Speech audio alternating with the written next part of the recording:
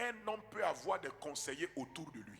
Mais s'il a l'esprit de conseil, au-delà de ce que les gens vont lui dire comme conseil, il va capter le bon conseil. Parce que souvent les gens vont te conseiller à cause d'eux-mêmes leurs intérêts. C'est ce qui noie les pouvoirs. C'est ce qui détruit les chefs, les rois. Parce que les gens autour d'eux leur donnent des conseils pour eux-mêmes. Pour qu'ils fassent des choses qui les arrangent. Pas qui arrangent la population.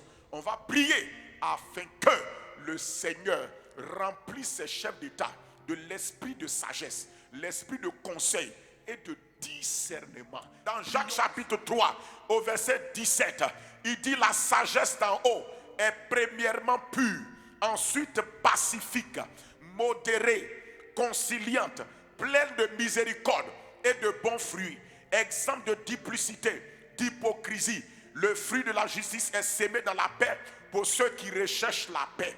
Nous allons prier pour que cette sagesse-là qui amène la paix soit la sagesse qui inspire les gens. Souvent les gens pensent qu'ils ont pris des décisions de sagesse, mais des décisions de sagesse qui troublent la population, qui détruisent la paix et la tranquillité dans un pays. Ce n'est pas la décision de sagesse de Dieu.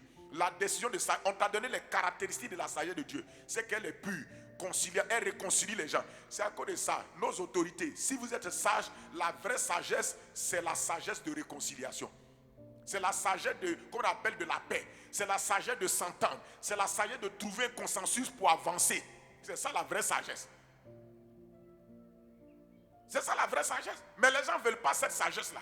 Il dit la vraie sagesse, elle est quoi? Elle est pacifique. Ça veut dire que toute vraie sagesse cherche la paix.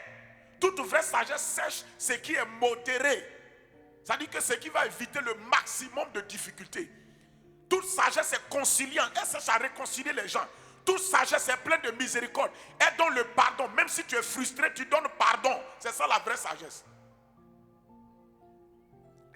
Est-ce que les gens lisent ça? Non, les chrétiens même, est-ce que vous lisez ça? Vous êtes là dans les bagarres, débats politiques là. Est-ce que tu lis ça? C'est quand tu connais la parole de Dieu que tu peux conseiller des autorités. Si toi, un chrétien, une autorité vient prendre conseil à toi, mais vraiment cette situation, qu'est-ce qu'il doit faire? Non, monsieur le président, en tout cas, il ne faut pas te laisser faire. Il ne faut même pas te laisser faire par les gens. Sinon, ils vont te dire, tu ne comprends rien. Si tu connais la parole, tu lui dis, monsieur le président, la vraie sagesse, elle est pure. C'est-à-dire qu'elle n'a pas de mauvaise motivation et mauvaise intention. Deuxièmement, elle cherche la paix. Deuxièmement, elle est modérée. Troisièmement, quatrièmement, elle est conciliante. Elle cherche à réconcilier les gens.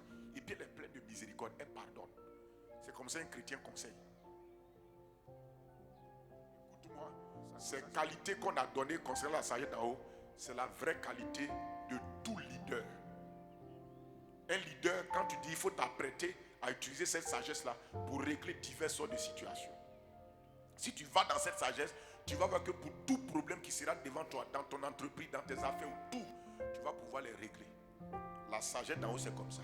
Donc, on a dit quoi à la fin? On dit que cette sagesse-là, elle est pleine de bons fruits. Quand tu l'utilises, tu as toujours de bons fruits.